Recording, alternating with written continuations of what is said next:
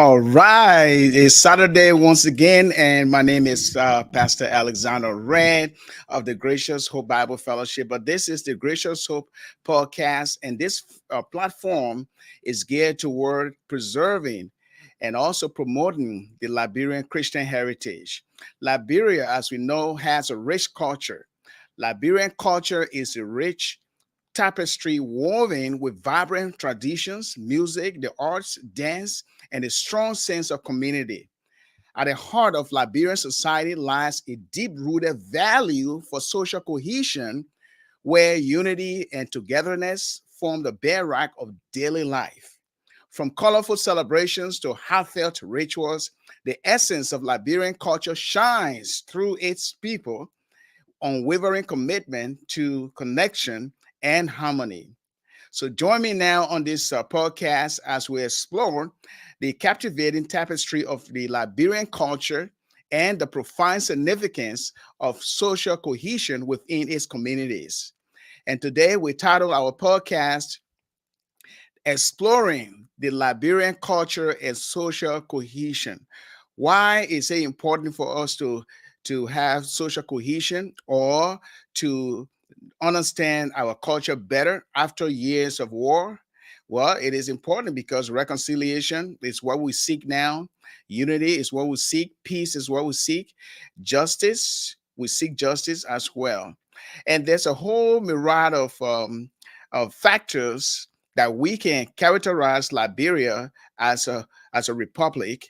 However, this particular podcast today will be focusing on the arts, music, and some other cultural factors that characterize our country, Liberia, as a republic and also as a country that is distinct, or we can distinguish ourselves by what we do as our culture. And so we have our special guest here today, Mr. C. Wallace Smith Jr., who is a Liberian journalist. We worked together at DC 101.1 FM back in Liberia, and he is here to talk more about the arts, the music, the culture, what binds us together, what can we identify as our culture in this particular generation. And so he will be providing his insights, and I hope you will participate as well.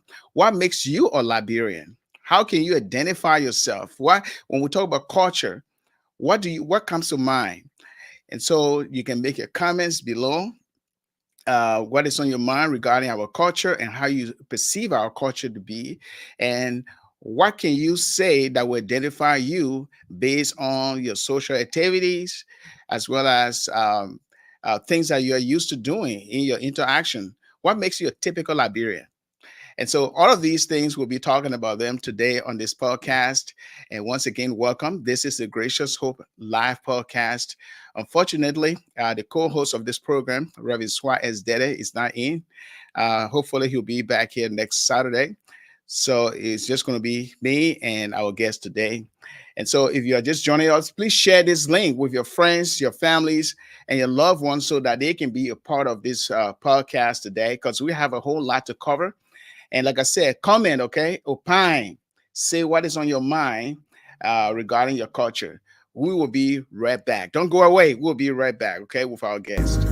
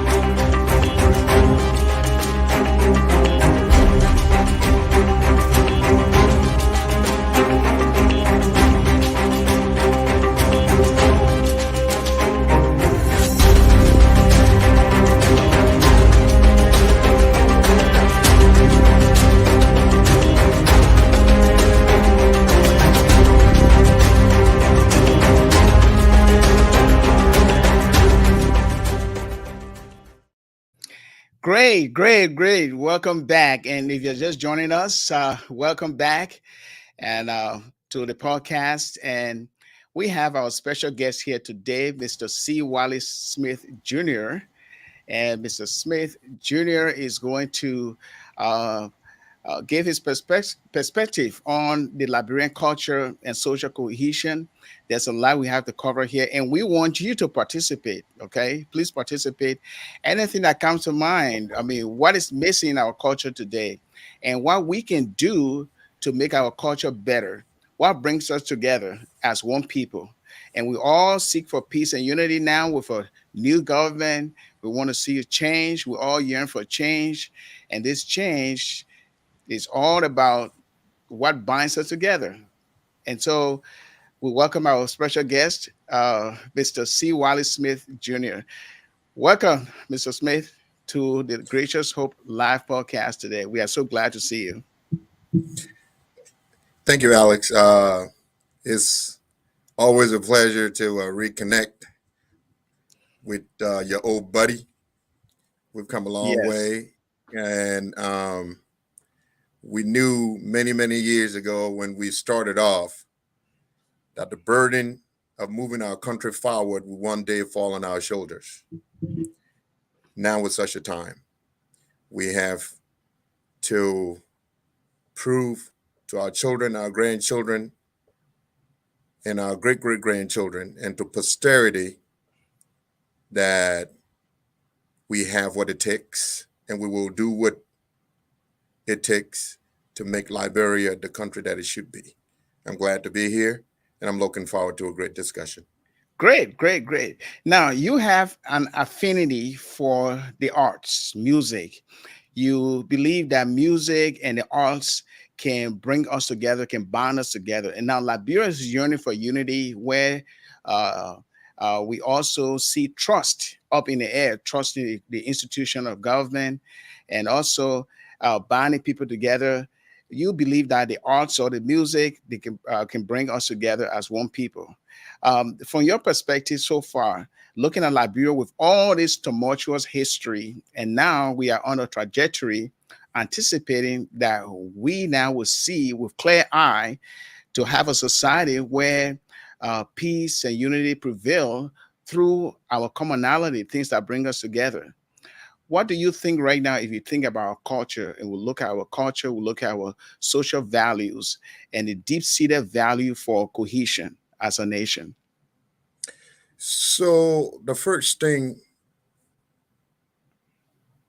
arts, culture, those are things that we so easily relegate to the lower ranks, of society, the lower rungs of our socioeconomic uh, development. The truth is, those are things that should be at the very top of it. Imagine Renaissance Europe without the arts. Imagine Greece, ancient Greece, without Socrates or Aristotle or Plato, without Greek mythology. So Hercules, Pegasus. Imagine that. Mhm. Imagine ancient Egypt without the pyramids, without, the papyrus scrolls, without the Sphinx and all of those things, without all those carvings. You can't even imagine any society without culture, without arts, is a dark place, a very dark place. Without the arts, without music, without dance, without cinema, theater, sculpture, pottery, carvings, literature, without those things, we are just a people without a soul. Liberia will be a nation dark and one without a soul. When you leave and go to any country to visit, where you go is to the museums. You go to take a look at their arts. You take a look at their sculpture. You listen to their music. You wanna you wanna eat their food. You wanna dance their dance. You wanna read their literature, because it is arts and culture that defines who we are as a people. It is what distinguishes us from other people. So your culture, your art makes you, and not somebody else. And without arts and without culture, we will be indistinguishable from the lower animals. Mhm. Liberia without arts and without culture, it would just be another jungle. Even with skyscrapers and roads and bridges, will still be another jungle, because we are people without color. We are people without an identity. Yeah. That's how important our culture and arts is. Yes, yes, and I agree with you there. But looking at Liberian traditions, music, and dance, and if we look back, we see some of our compatriots singing patriotic songs, like the Morris Dolly, Miata family, and the list goes on, right? Fatu Gifler, and I remember when I was growing up. I used to, when it's Christmas, we'll go to Brushore Island and we'll see all of these festivities going on, and it just inclined me to be more Liberian. Are we missing these festivals or festivities, or what can we do as a people now to weave in who we are as people through music, dance, traditions, and other things? We have to change the way we see arts and culture. We have a Ministry of Information, Culture Affairs, and Tourism, but unfortunately, that ministry have had an over concentration on just information. We are people that love politics. If it's not politics, then it's not important. If it's not politics, it's not worth talking about. And so there's been this over concentration on just information at the Ministry of Culture Affairs, and there's been a total neglect of culture and tourism. Now, Brother Pia just got nominated, and I pray he gets confirmed as the new minister. And my appeal to Brother Pia would be that he show himself different from his predecessors and focus on arts and culture, because that's a part of his responsibility. Thank God we have a presidential press secretary who seems to be pretty active. And so Brother Pia's job will be to have a high-level view of government policies and to talk about it. And hopefully he will give equal time and concentration to arts and culture. But Liberia has always been a country that has valued arts and culture. If you go to Ijeroy, you see the carvings of Arvanja Richards. It's on the wall. If you go to the Centennial Pavilion, you would see sculpture. Yeah. Those were there. The normal progression of society is that we will keep moving up. Even if that ascendancy is slow, but we will keep moving up. In Liberia, we have regressed. Mm-hmm. So we've gone backwards instead of gone forward. Kinija was totally destroyed because an investor of all the places in Liberia thought he wanted our National Culture Center. And our government allowed that to happen. And so they demolished the Culture Center with the promise of relocating it to Marshall. I don't think that relocation materialized. Today, we do not have a National Culture Center. That act by itself is a denigration of our culture. It shows absolute total disrespect and neglect from the very highest levels of our political leadership for arts and culture in Liberia. Yes, and it is, and I understand that part of President Boaka's agenda is to resurrect, or may I say, revive our culture and tourism.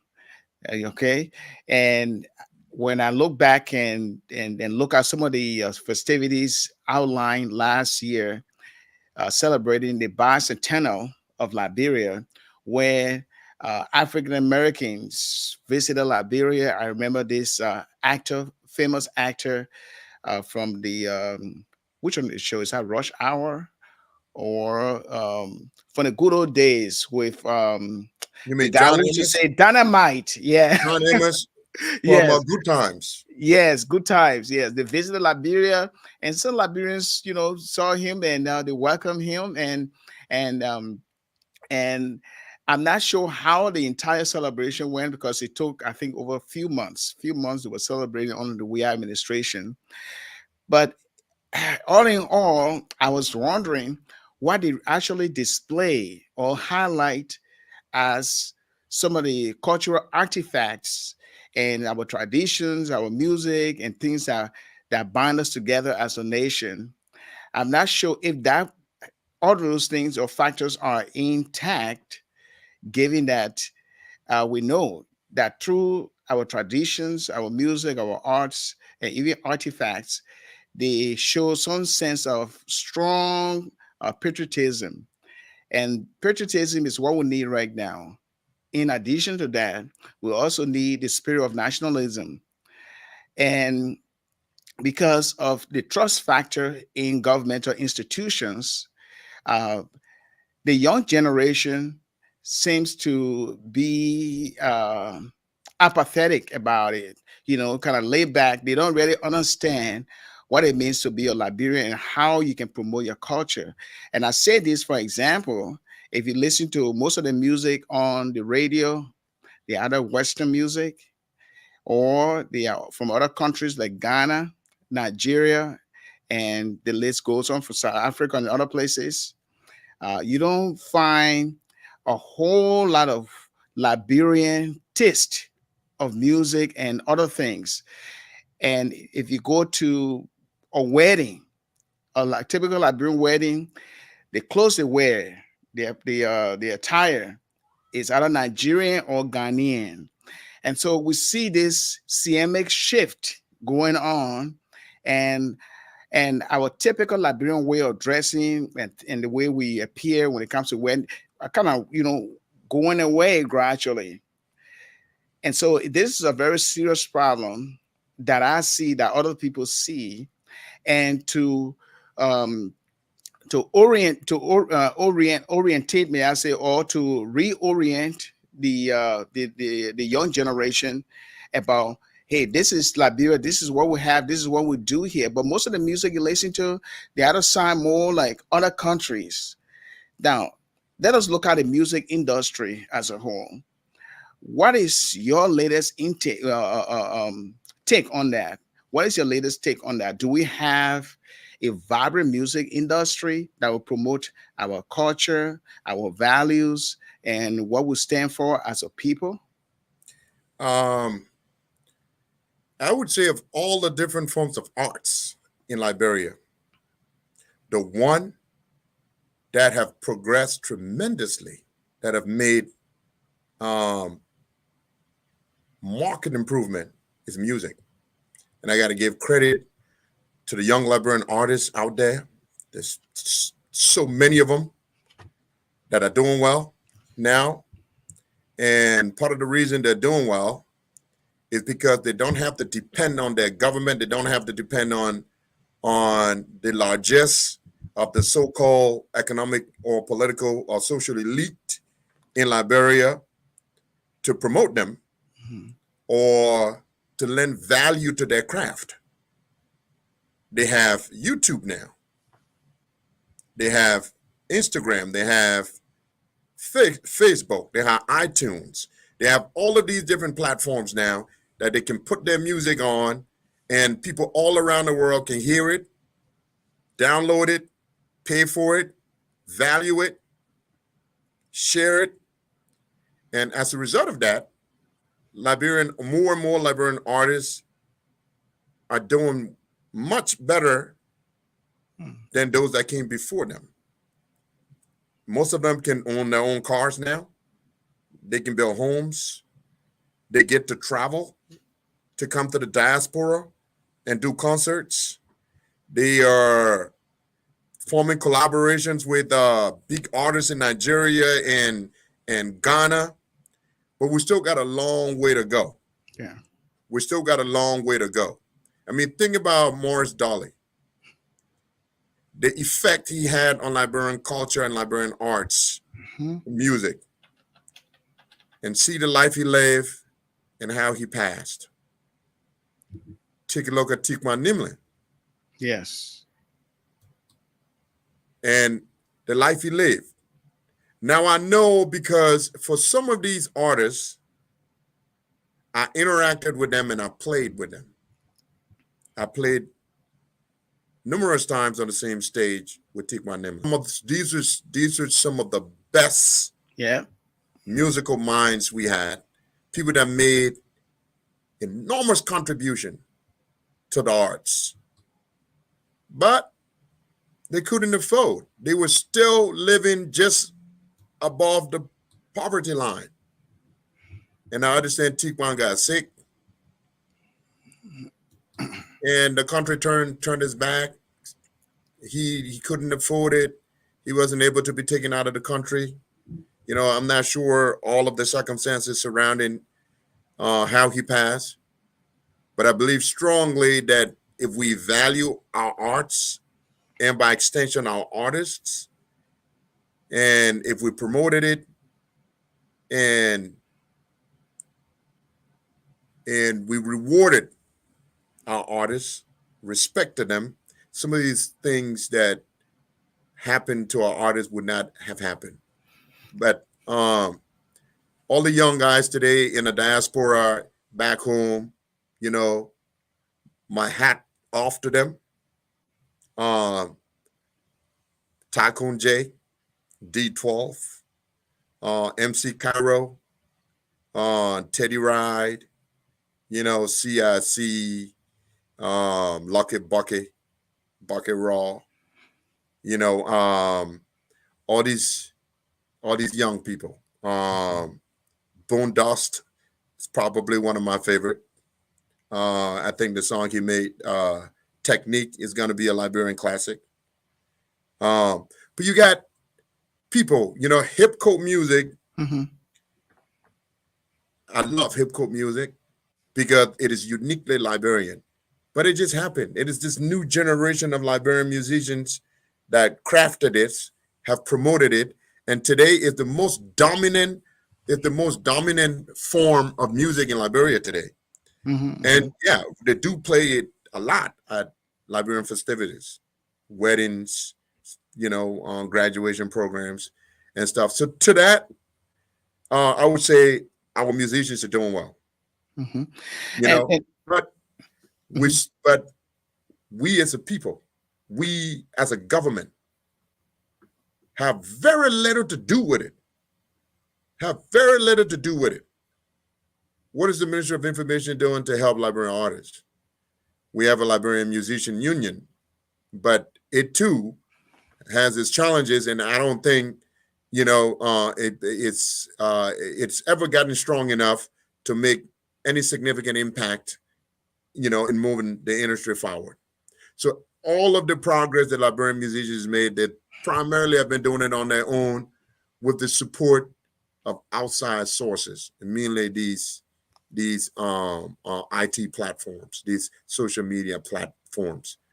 So music is doing okay. It can do a lot more, a lot better if the government would incentivize it. But took a look at culture. You got Kekura Kamara, one of the greatest. He's there. And he's still, because they love the art, he's still struggling to keep it alive. He's getting very minimal, if any, support at all. not from the private sector, not from government. You know, I know you have Ambassador Julie Andy. She has her organization, and I know sometimes she get criticized. I wouldn't criticize Miss Andy. Miss Andy is providing a service that technically the government should be providing, but the government has shown no interest in providing it, and so she's stepping in. Yeah. So when you have inauguration, or you have or you have Independence Day celebration, and we invite foreign guests, you want to put up a display of Liberian culture, right? Yes. Now, we don't have a national culture troupe. We don't have an organized culture supported by the government. So Miss Andy comes and she uses her private organization. Of course, they pass it off. The government will pass it off as though it's the national culture troupe, but it's privately owned. And because it's privately owned, she has to fight and take money out of her own pocket to do it. And so there's not much improvement there because she has her own limits. And I think successive government had enjoyed that, because it is cheaper for them to just give Miss Andy some money and have her organization come and perform, and then they go and they got nothing to do with it anymore. As opposed to putting money in the budget to support the sector, which would be millions of dollars. They don't want to do that. So they take that money and put it into salaries and amenities for government officials, unnecessary travels and all of that. And then the only time they think culture is important is when they're getting foreign guests on Independence Day or inauguration. Then you want to put up a display of Liberian culture, and then we don't have any culture troupe. We don't have any national culture center. We don't have any of that. Oh, let's just get Miss Andy. She has her organization, and we can let them come and perform, and we can give them, give her a few dollars. That's the way they've been doing it. So I think some of the criticism against Ms. Andy is unfounded because at least she's there. What if she wasn't there? Nobody will be performing. Nobody will be doing anything because the government has refused to do it. The government has refused to do it. They've shown absolutely no will to invest in Liberian culture and Liberian arts. Then you talk about all the other people that are painters and carvers and sculptors. I mean, they're there. They all just doing it on their own. And I'm glad, because people think when you're involved in the arts, then you are of a lesser intellectual level, and it is this nonsensical, belief that people have that somehow negatively impacted the arts. So what me, and other people, I believe, are trying to do now is to put our resources, put our gifts, put our talent, put our time into trying to promote the arts. We will love to get help from the government. We'll love to see the government get involved and play its role. Because the truth is, arts is not private. Yeah. It's public. The reason it's public is because it's what defines us as Liberians. I listen to hip hop music because it's Liberian music and I'm Liberian. Why wouldn't the president take interest in it? Why wouldn't the Minister of Finance or the Minister of Information take interest in it? Or even the Ministry of Interior as well.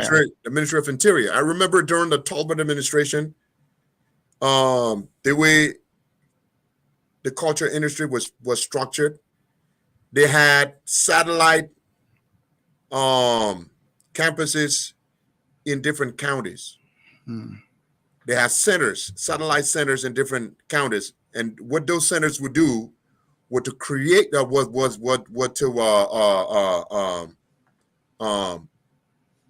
recruit young men and women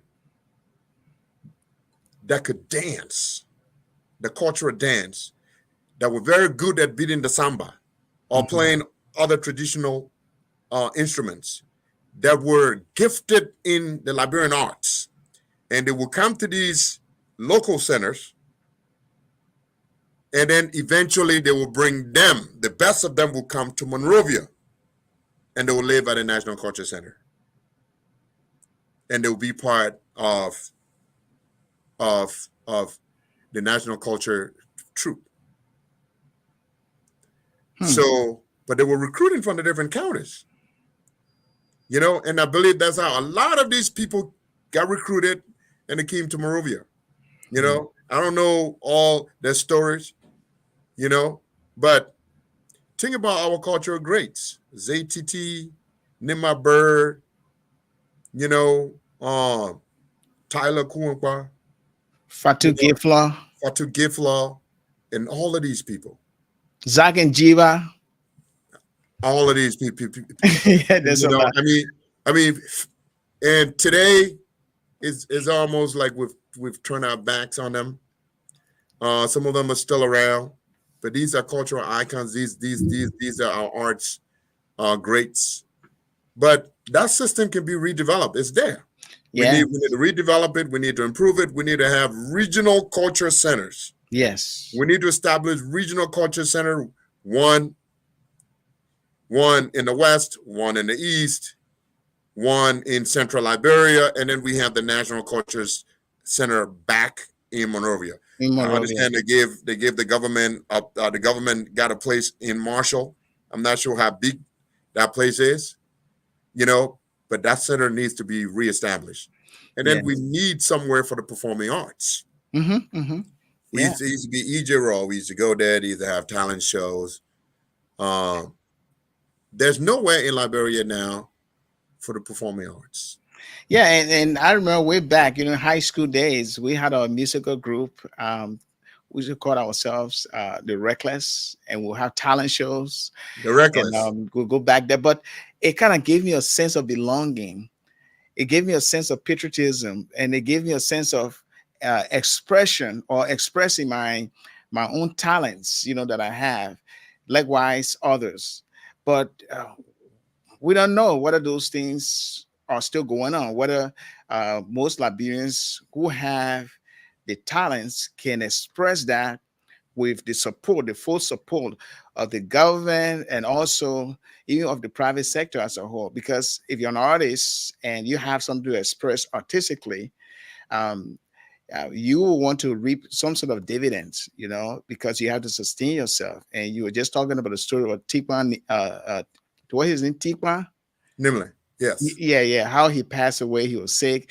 And so to preserve our culture and our traditions and everything that typically characterize us as a people with a strong sense of community needs to be revived.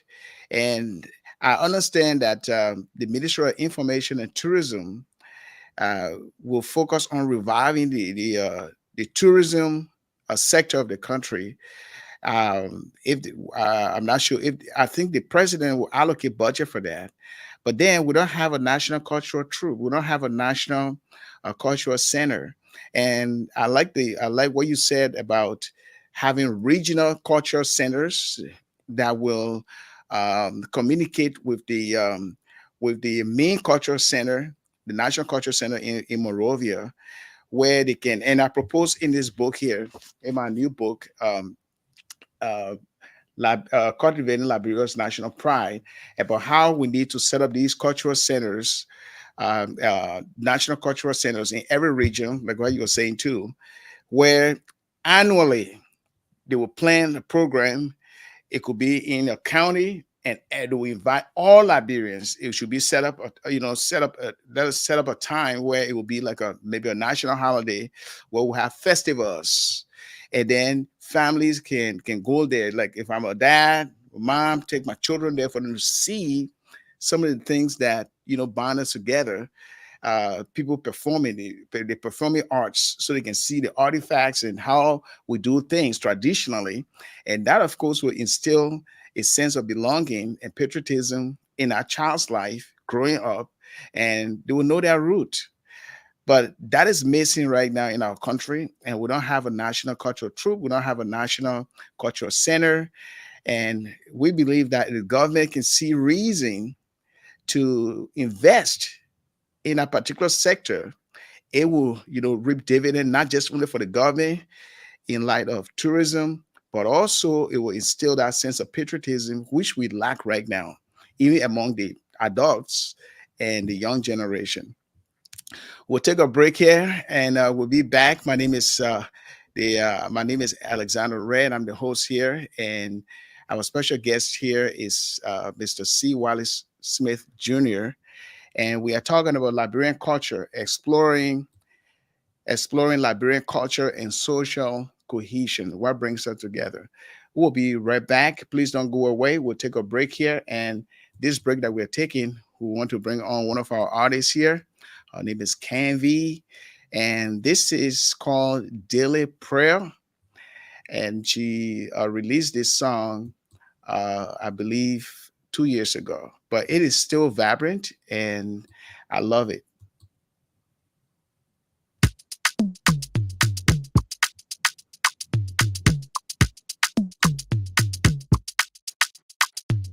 Lead me not into temptation, oh God, but deliver me from evil. Amen. Lord, I hope this day is good, and I'm feeling empty and misunderstood. I should be thankful, Lord, and yes, I am. Lord, I pray this day is good. Yeah, yeah, yeah, yeah. Lord, I pray this day is good. Lord, have you forgotten me? I've been praying to you faithfully, and I'm not saying I'm a righteous one. Lord, I hope you understand. Lord, I hope you understand. For you're the one who did do I'm for me, and you're the light that lights my way. And as I go today and my daily hustle, Lord, I hope this day is good. As I go on my usual hustle, lead me not into either tussle. Deliver all the best that today has for me. Lord, I pray this day is good. I don't need fortune and I don't need fame.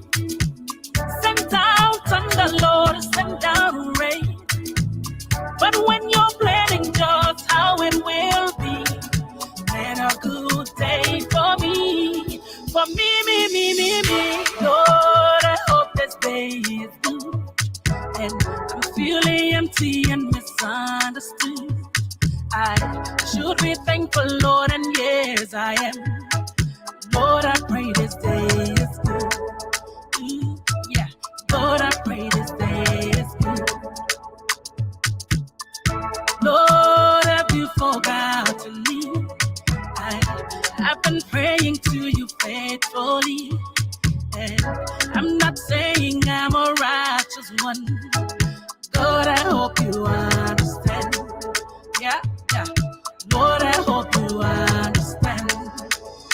For you're the one who did do I'm for me, and you're the light that lights my way. And as I go today and my daily hustle, Lord, I hope this day is good. As I go on my usual hustle, lead me not into either tussle. Deliver all the best that today has for me. Lord, I pray this day is good. I don't need fortune and I don't need fame. Send down thunder, Lord, send down rain. But when you're planning just how it will be, and a good day for me. For me. Lord, I pray this day is good. Lead me not into temptation. Lord, I pray this day is good. Deliver me from every evil. Lord, I pray this day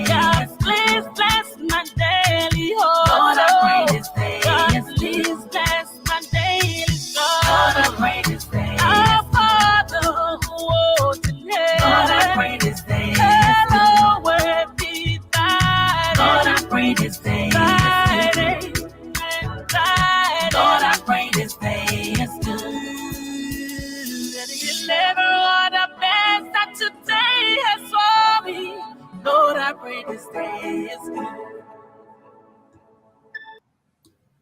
All right, that was beautiful, and that is Kenvi Adams, and of course, it's from her album. And this song, particular song, is "Daily Prayer."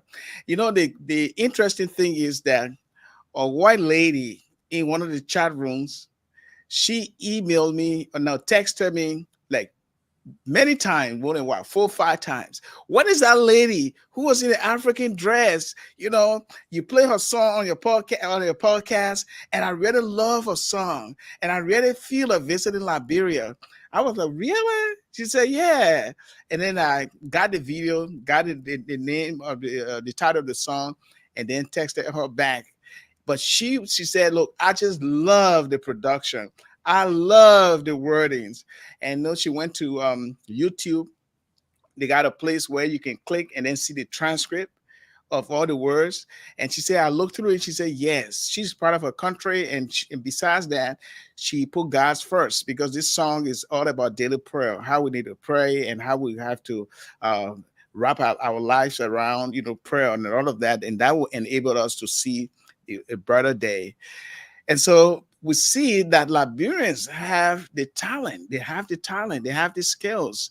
And besides music, there are other things that they do. Like you're talking about how Liberians can do sculpturing, If you look at E.J. Roy, if you look at the pavilion where they normally have that, the most of our events, you can see diverse paintings and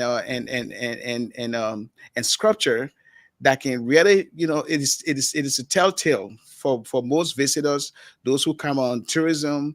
But I believe we need to do more, because our culture is rich with that vibrant tradition, music, dance, and artifacts. But they need to be explored, and they need support. Now, bringing back the whole sense of patriotism as a whole can be weaved or woven into why identify us as a common people, our traditions and things that we know, our custom and all of that. But if you look at the rest of the country, I'm not sure if all of these things that we're talking about, or factors we are talking about, being supported there. Because most of the time we're talking about culture, Liberian arts, we focus on the Montserrat County, the seat of government. How can we change that? So all these people that have different political positions, arts is inherently political. That's the first thing, right? Mm. So anybody think that arts is just wholly apolitical, that's not true. Because arts is having an idea, having a thought, having an opinion, or having a point of view, but having the freedom to express that idea, that point of view, that opinion, in a way that is opposition, that is oppositional to the normative view, the one that is fed to us by the media, the one that is given to us by our political leaders. They want you to have an opinion that is aligned with theirs. They influence your opinion, they influence your point of view. Artists don't do that. Artists are perhaps the most independent thinkers that you will find. And they find expression for that through their songs, through their paintings, through their dance. And that's what somebody like Tycoon J would do, will sing a song like Deddeh. That was a protest song against the Ellen Johnson Sirleaf government, because he said all the promises you made, you didn't fulfill any of those promises. That's why you had a consortium of Liberian artists, this collaboration of Liberian artists that sang, Pot Not Balling. It's a great song, what they talk about, in Liberia now you have the dig hole to cover hole, or, songs like One Man, One Cup, No Crust for a Dog. You see, hip hop music has emerged as the conscience of the Liberian society today. Mm-hmm. Hip hop artists are now discussing every possible ill in the society. They're talking about every issue: social issues, economic issues, religious issues, Politics. women issues, gender issues, political issues. They have covered the whole gambit of it. That's the connection between music and politics, the arts and politics. Because arts is the conscience of society. Mm-hmm. So now talking about what we can do. You got superintendents in these different counties. These superintendents should be interested in developing the arts in their county. Each county in Liberia is unique. Mm-hmm. In their culture, in their dance, in their mask, Mm-hmm. And I remember when we were in high school, I was fortunate to go to a high school that was steep in arts and culture. It was one of the most important aspects of our education, of our formal education. And so we were immersed in it. We used to have something called the culture series every year, and they would bring all the traditional mask dancers from all the counties. At that time, it was less than 16 counties. And they would bring them, and they would be spread out all over campus, and they would dance, and you could go from one station to another and talk to the people there and ask them about the mask and about what it meant, and they would talk to you about it. And we would look forward to it. And this is the Lakira Baptist Mission School under Reverend Dr. Jeremiah W. Walker. And before him, Andrew Brooks. And so they instill in you, the importance of culture, the importance of arts. But these people were there. Nobody was calling them. Somebody like Jeremiah Walker took interest in it and said he would bring them to do it. All the superintendents, you got traditional dancers in your county. You got traditional singers in your county. You got traditional instrumentalists in your county. There are some instruments that are uniquely from Lofa. Mm-hmm. You got traditional singers in Lofa that probably never been to Monrovia before since they were born. And they're in villages and towns in Lofa, in Bassa, in Grand Jida, Nimba, and Grand Kipman, all these places. And somehow we just discard them as though they're not part of our culture, they're not part of our arts, but they're there. I believe it was in the 50s or 60s that a professor from one of the American universities went to Liberia and recorded hundreds of hours of traditional Liberian music. And it's here in America. Some film is here in America. At some museum or some university, it's here. Hundreds of hours of Liberian traditional music. That means you go to the villages and towns and listen to the people sing with the sasa and all of that. These are people, unless you went to the villages and to the towns and you witnessed some cultural event where the women came out and danced and sang, you will never hear that music anywhere because that music is not usually recorded. That's not the kind of music where the artist is going to go to a recording studio and record. No. They're not interested in stuff like that because for them, singing, dancing, and all of that is indistinguishable from their daily lives. Yeah. It's the way they live. That's not, and so superintendents can go out there and they can promote their arts from their individual counties. Yeah.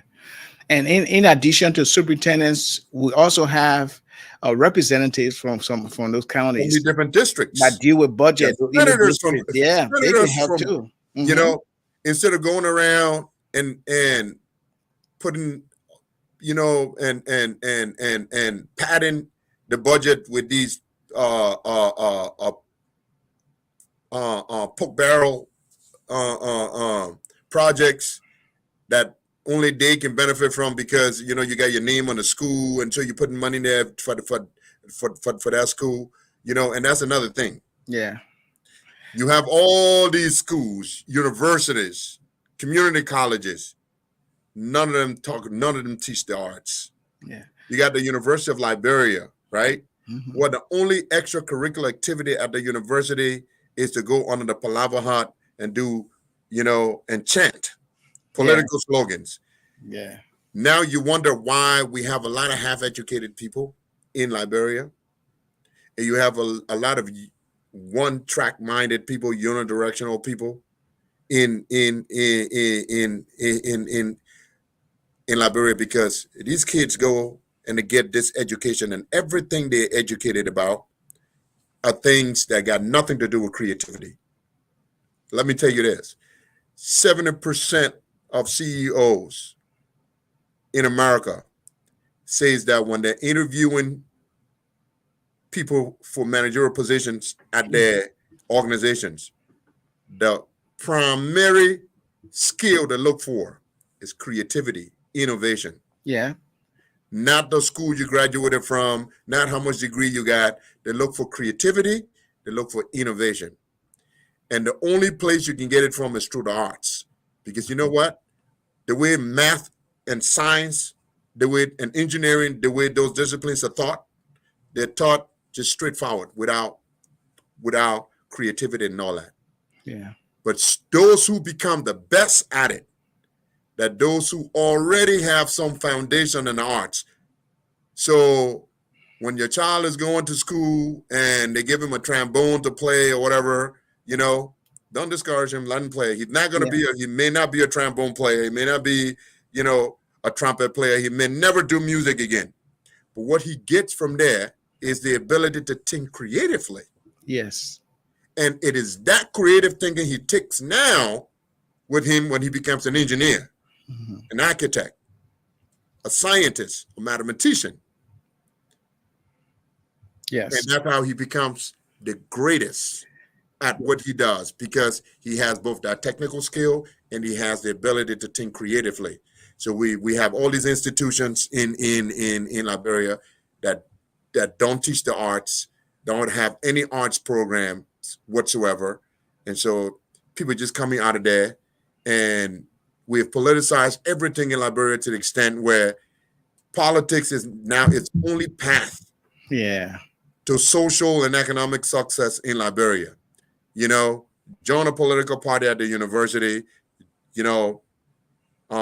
protests, join a political party, a national political party, pray that your party wins, and then you become somebody. Yeah. Even if your party didn't win, get on the air, sometimes, just attack people, be out there, be the mouthpiece for somebody, tear somebody down, and you become famous because your face is out there, your voice is out there, and the next, and you get in a position, And that is sad to say. And if we look at the government creating the atmosphere or the environment for people to flourish in whatever they have learned or whatever gift that they have, that's another issue. Foreign investment coming in, business or developing the private sector to offer more jobs. We know that the government has been short in providing that for the populace. Just before we close here, we have about 4 more minutes, but in a summary here, sometimes our traditions or our culture or custom, they tend to collide with some of the traditional Christian values, giving back the history of our country's foundation. That is forming a country as a republic, the Christian values and principles upon which the pioneers or those who came, the indigenous people on the ground, but they were able to influence the populace in a way where the Christian tradition is predominant in every part of the country or most part of the country. Now, if the Christian tradition at times clashes with the traditional customs and other values, cultural values we have. So, for example, female uh, genital mutilation, okay, was a big issue, okay, and it was resolved quite recently, I believe a year ago, where the Vice President, Honorable President Weah, Joel Howard, and the United Nations and some other traditional leaders, they were able to abolish that female genital mutilation. They were able to abolish that, so we don't have that anymore. Um, from your perspective, there might be some other harmful practices going on that I might not be aware of, or you may not be aware of, that can somehow collide with our values. How do you um, see that to have Well, a vibrant culture? um, arts and culture evolve. Mhm, They're not static. Today we have hip hop. We didn't have hip hop 30 years ago. mhm, It's a new genre of music. Music in Liberia has evolved. Today, you have more political songs, more artists discussing social, economic, and political issues than we did 50 years ago. mhm, That's an evolution. Things are evolving. So, to the extent that we identify things in our artistic tradition, in our cultural tradition, that we now deem detrimental to the society, we now deem inimical to our our common good, then we can take a look at it and see how we can change that without being offensive mhm, to those that practice it. We have to be very careful, because if it is a part of our culture, it means there are people that believe in it, there are people that practice it, and everything that the people believe in, everything that people practice, they have a reason for it. mhm, They have a reason for it.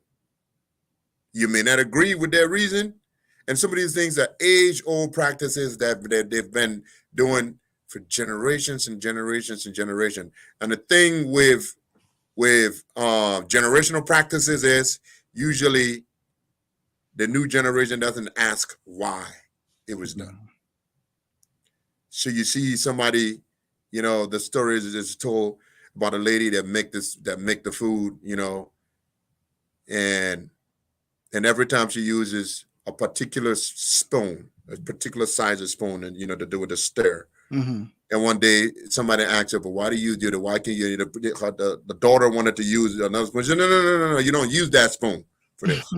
This is the spoon you use to stir this. And so her daughter asked her one day, "Why? Why can't I use this spoon?" She says, "Because I learned how to do this with my mom after the spoon my mom used to use. That's how my mom did it." But you see, she never asked her mom why her mom was using that particular spoon. Hmm. Maybe there was a reason she was using that particular spoon. Maybe it had to do with the pot she was using. But she never asked. But she just kept doing it. Mhm. But this new generation dared to ask. And her mom didn't have an answer for it. Well, I'm doing it because that's the way it's done. That's the way it's usually done. That's the way I learned how to do it. So you see, and that's the reason why we can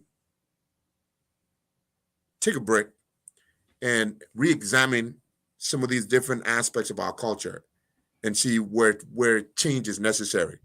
And this is one of the attributes of the arts. The arts prompts you to think. It compels you to take a second look. And it can change cemented views. Arts would do that to you. Yeah. People define arts in so many different ways, right? You can define arts as so much different meaning for arts, but the effect that arts has on us as humans is indefinable. is unquantifiable. It's immeasurable Yes. because the way it impacts you, it may not impact me that way. You can listen to a song right now and Mhm. start dancing, and you'll be in a celebratory mood. And I listen to the same song, and it saddens me because it probably gin up bad memories. Maybe Yeah. I'm thinking on a dead relative who liked the song, or it might gin up nostalgic feelings in somebody else. And that's the reason why, when it comes to things like that, it's very complicated because you don't know how people react to certain Yeah. aspects of our culture.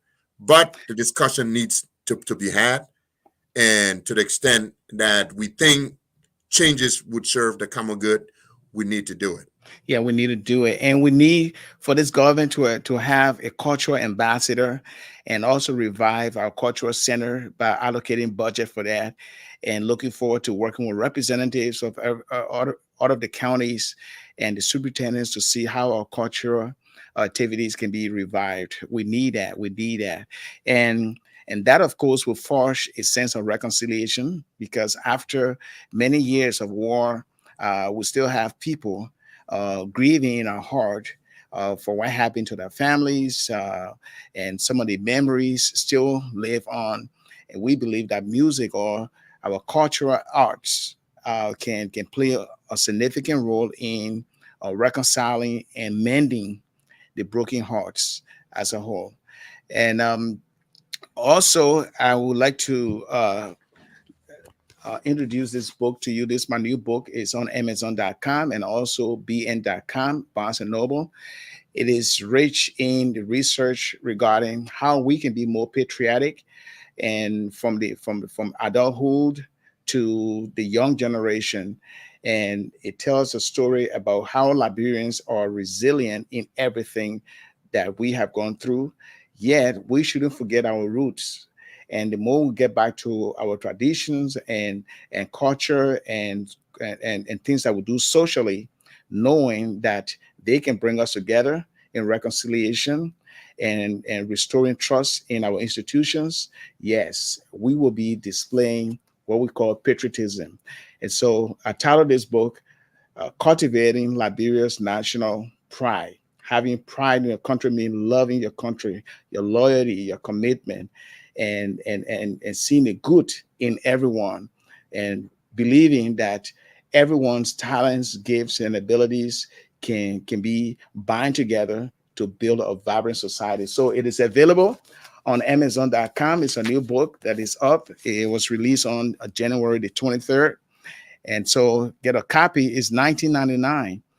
It's not that much because I want for this book to be in the hands of every Liberian.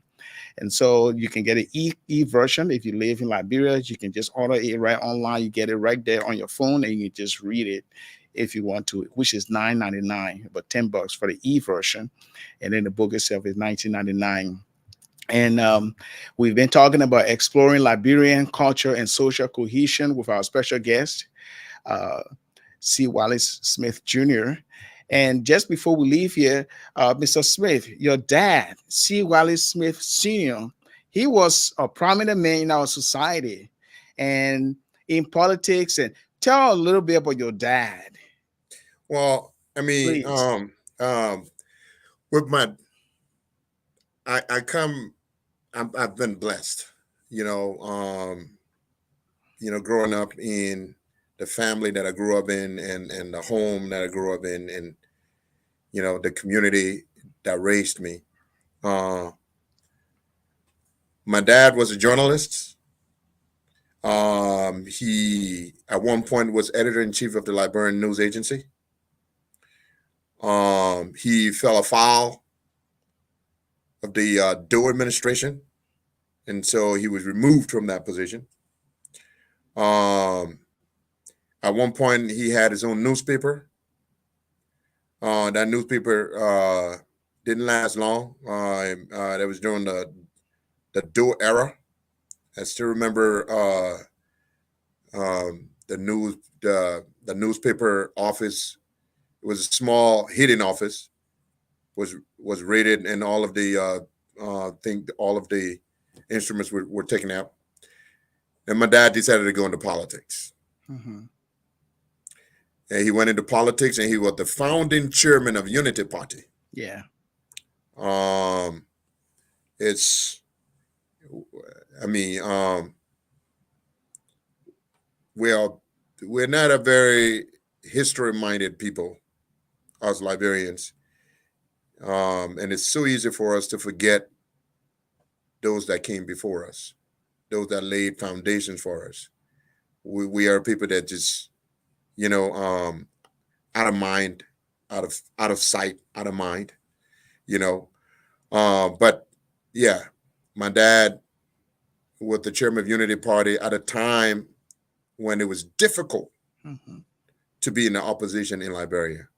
Still remember the 1985 elections period. He was one of those that was on the front line fighting for change. He did go to prison a few times, but he continued fighting right up until he got sick and passed away.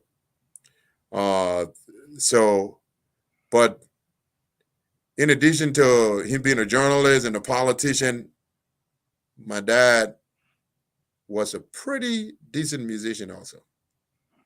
He was a pretty decent piano player. So was my grandmother, who they all had that day job. In the case of my father, he was a journalist, but he was a musician. He played the piano. He just mainly played for self-entertainment. My grandmother was a lawyer and an organist and a piano player, and she was choir director. She was the director of choir at the St. John's Episcopal Church in Lower Buchanan, Grand Bassa County. That's where I grew up. But she was a lawyer. She was and her father, his name was Jacob Coker. He was a concert pianist and a merchant. And so that tradition just got passed down, So I come from a group of people that had great respect for the arts because they themselves were involved in it. And they instilled that in me and all of my siblings, and Alex, I just want to congratulate you on both your books. I got the first one. I'm going to get the second one, and I'm going to read it. I'm going to read both of them, and I know we'll have the time to discuss it. And that's another thing, because literature is an integral part of our culture and our arts. Literature. And that is one aspect of our culture and arts that has progressed enormously. Again, without any involvement from the government. Every time there has been progress in the arts and culture in Liberia, especially post-conflict Liberia, it is because that progress is influenced by external sources. In the case of literature, that is because authors not going to the traditional publishing houses anymore. Yeah, where you have a few gray-headed men that review your manuscript and parse it, and the thing is not good enough. People will not buy it. People will not like it, and they toss it. And you can't publish unless somebody at a publishing house think your work is good. No. Now you can do your book. They got basement publishers now. And you can be anywhere in the world now, and you can send your manuscript electronically to a publisher that take a look at it. And in fact, because there's so much diverse interest in a multiplicity of topics, you cannot tell any author now that, you can't publish his book because it's not going to be interesting, unless you have a niche audience that you want to sell to, and you think it's not going to be interesting to that.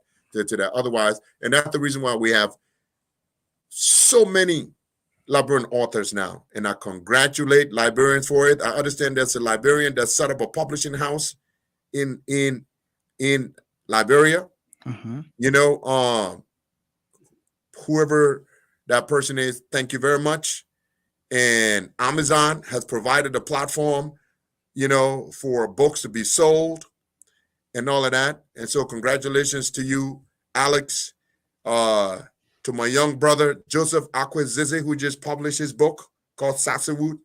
Congratulations to him. Congratulations to Mr. Fokwa Peewee, who I believe has published 2 books. He's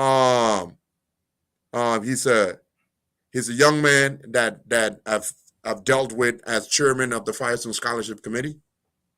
And he's gone to do some great things. I'm very proud of him.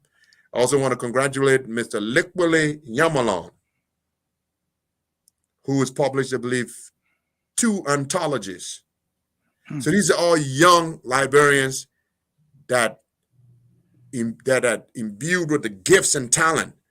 But 30 years ago, they would have never published. But they can easily do it today because the platform is there, the enabling environment has been created, albeit not by Liberia, not by our government, but by external sources. Yeah. And I think I will ask those in the Liberian government, if you can form partnership with the private sector. Yeah. Provide if you don't want to get involved in certain things, that's fine, but incentivize it. So the guy that has his publishing house, give him tax break. Yeah. Some incentive. Yeah. Give him some incentive so that he'll be able to expand his publishing house. He'll be able to publish more, hire more people. That's what you do.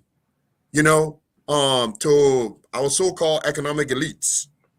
Look in America, you have the Carnegie Hall. Those were rich people. Andrew Carnegie put his money into the arts, building libraries and stuff. You have the Rockefeller Center.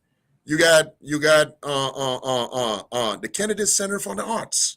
That do Kennedy honors every year, honoring people in different aspects of American arts. Yeah. Why can't we do it? The arts is so important. That's the reason why they have the White House, reporters dinner. Yeah. Because they bring all the reporters together and they bring a comedian to come and you diss one another so that you can cool the temperature. The temperature, yeah. And we have some comedians in Liberia too. Brilliant comedians. We need to create an avenue or the Brilliant atmosphere comedian. for that, or the environment for that. My brother Spider. Yes. It's brilliant. Quincy T and all these other guys we watch on TikTok and all of that. Yeah. Brilliant comedians. Yes. But Liberian comedy, Liberian movies, all of these things, so thanks to people like Frank Atus. I understand he and Shawana Kishal, they have a movie that's now going to be on Netflix. Yeah, the movies. Yes. Yeah. Liberians watch going to be on Netflix. Yes, Liberians, they watch a lot of Ghanaian and Nigerian movies, but we can produce ours too. And I know they are doing it, in bit by bit because they lack the infrastructure or the logistics, but they try their best to get those, like mini drama going on to portray everyday life. Yes, and all of that. The comedy series and sitcoms. Yes, remember sitcoms. we used to have series on TV in the 80s. Like the Balawala. That was a comedy series that was on, and that was one of the greatest. Yes. That was one of the greatest. So Balawala. We had that. You had we had 3 Years a Crowd. That was a show that used to be on TV. That was a television series. Yeah. That was on. We used to, and it was episodic. We used to watch the different episodes every week. That was Liberia, 30 years ago. Yeah. And today we can't do what people were able to do 30, 40, 50 years ago. I mean, this government has its work cut up for it. And if the government thinks that just building roads and just investing in infrastructure development is what's going to move Liberia forward, will be sadly mistaken. Because the infrastructure you're trying to develop now, they existed before. Ask yourself, why don't they exist now? because we destroyed it. Yeah. And that thinking, that mentality that caused us to do it still exists. Yeah. And we It need to still change exists. that through the How do we expression of change the that? arts. You got Yeah. all these young people that they go to school and come home and got no activity to get involved in. No And so extra what do they do? curriculum. Yeah, Yeah. what do they do? They get involved in politics, they get involved in gangsterism, they get involved in drugs, they get involved in all kinds of things because they don't have meaningful activities through which to channel their energies. Yeah. A lot of them have creative energy. Now, there's this girl I understand that used to be a Zogo, and she was out there on drugs, and now she's one of the toppest gospel artists in Liberia. Think about that. Huh. Think about that. Yeah, I've watched her videos. I've listened to her, and I'm thinking, look at that. Yeah. Because somebody provided her an alternative Yes. through which she could channel her creative energies. How many of these people out there can be good rappers, good singers, producers, artists? You know, Yeah. We still got a long way to go, but we'd like to thank you so much for your insights on our country's culture and how best we can come together as one people and understand our identity and also bring our collective talent skills together so that we can make our country vibrant republic. And so we thank you so much for your perspective. And hopefully we'll get you back here, or we'll invite you back here on our program, the Gracious Hope Podcast. Thank you so much. I would love to come, and hopefully we can talk. We can concentrate on specific policy issues Sure. will help move our country forward. Yes, yes, those policy issues, it will be Yes. good for us to talk about that. We'll Yeah. invite you again. Okay, Thank you, thank Alex. you I so appreciate much. Thank you so much. And we have been talking with our special guest here, Mr. Carlos Wallace Smith Jr., who has been talking more about how best we can explore our culture and how we can come together as one people. So we entitled this podcast, Exploring Liberian Culture and Social Cohesion. Thank you so much for joining us. And I know some people made some comments here about this discussion. The person said, "Wow, surprised that we're talking about this." Also, Balawala was a great show in the 80s. Yes, it was. We need to rekindle the spirit of patriotism. What brings us together? Some of the things that make us to be a typical Liberian. And some of those programs, were great. Hopefully, we have a lot of talents now in our country, and we have the technology on our side. So the advantage is there.